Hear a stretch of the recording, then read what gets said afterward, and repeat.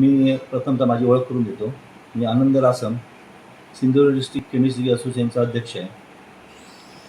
हा जो संप आहे हा सगळ्या औषध विक्रेत्यांचा देशव्यापी संप 20 मे 2026 रोजी संपूर्ण भारतभर हा संप केला जाणार आहे.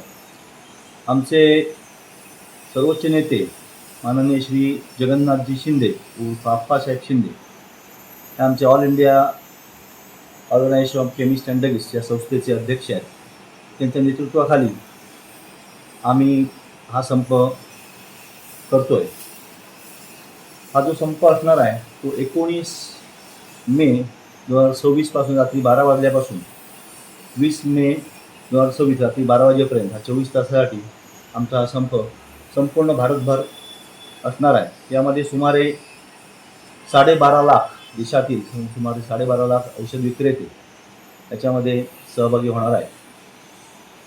त्या संपाचा मुख्य उद्देश म्हणजे गेली अनेक वर्ष तुम्ही पाहताय की आपल्या देशामध्ये ऑनलाईन औषध विक्री ही जी बेकायदेशीर औषध विक्री सुरू आहे.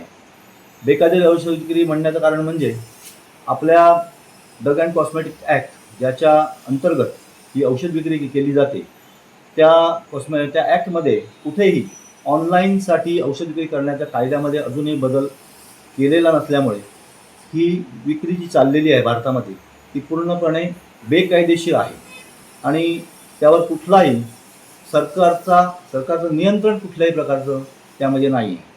त्यामुळे ही बेकायदेशीर विक्री जी चालू आहे ती प्रथमतः बंद करावी आणि हा पहिली आमची प्रमुख मागणी आहे. त्या 650 रिटेल दुकानं आहेत. ऑल इंडिया केमिस्टच्या आव्हानानुसार सगळी दुकानं आमची बंद राहतील.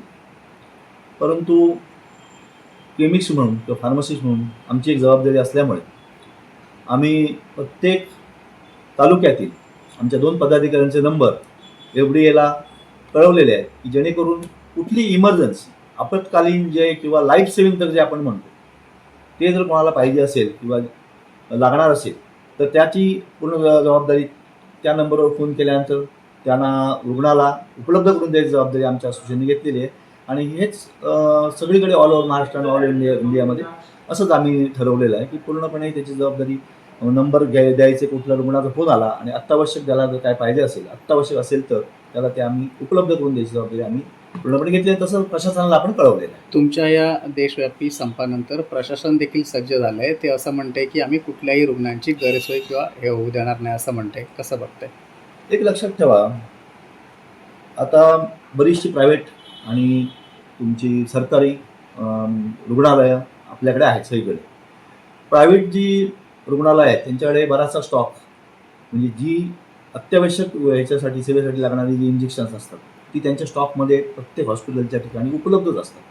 त्यामुळे कधीही असं झालेलं नाही की बाबा अत्यावश्यक एखाद्या ह्याच्यामुळे औषधं मिळालं नाही आणि कोणाचं हे झालं किंवा कुठल्या रुग्णाला त्रास झाला असं अजूनपर्यंत झालेलं नाही.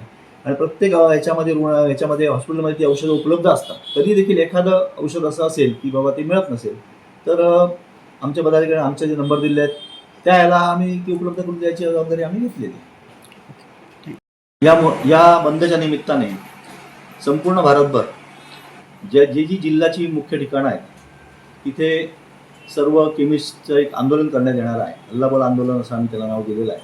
जेणेकरून सरकारचा आमच्या मागण्याकडे लक्ष वेधलं जावं आणि तिथे जाऊन आम्ही तिथल्या जिल्हाधिकाऱ्यांना त्याचं निवेदन देणार आहोत.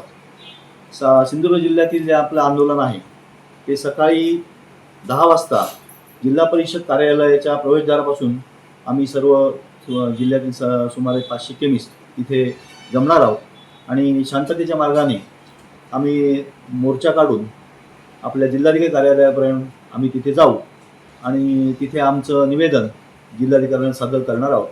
आणि या मोर्चासाठी जिल्ह्यातील सर्व केमिस्टनी फार मोठ्या संख्येने तिथे उपस्थित राहायचं आहे. कारण तुमच्या हक्कासाठी तुम्हालाच लढायचं आहे आणि तुमची जी बाजू आहे ती सरकारपर्यंत पोहोचवणं हे तुमचंच काम आहे. त्यामुळे तुमचं कर्तव्य आहे की सर्वांनी मोठ्या संख्येने उद्या आपल्या फार्मसिस्ट आपल्या कर्मचाऱ्यांसह तिथे मोठ्या संख्येने तिथे हजर राहायचं आहे आणि आपली ताकद आणि तुमचा आवाज हा सरकारपर्यंत पोहोचवण्यास आपल्या संघटनेला मदत करायची आहे. एवढीच मी आपणास विनंती करतो आणि जय जय हिंद, जय महाराष्ट्र.